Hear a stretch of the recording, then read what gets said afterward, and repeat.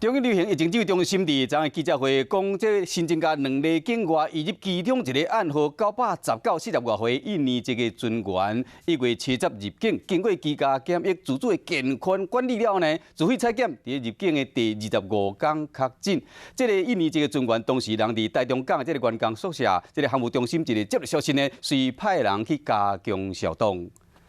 新增2例境外移入的个案，按919为印尼籍40多岁的男性船员。印尼籍船员确诊，当时伊人伫咧台中港，单位接到消息，随叫感冒公司派人消毒。斟酌消毒每一个所在，出入的门嘛要喷，改用桌布斟酌清门框、门花，办公室嘛要消毒。 并没有上船，所以他一直都在隔离的一个处所。那事实上他是没有跟任何人接触，这样子，只是到医院去采检才发现这样的状况。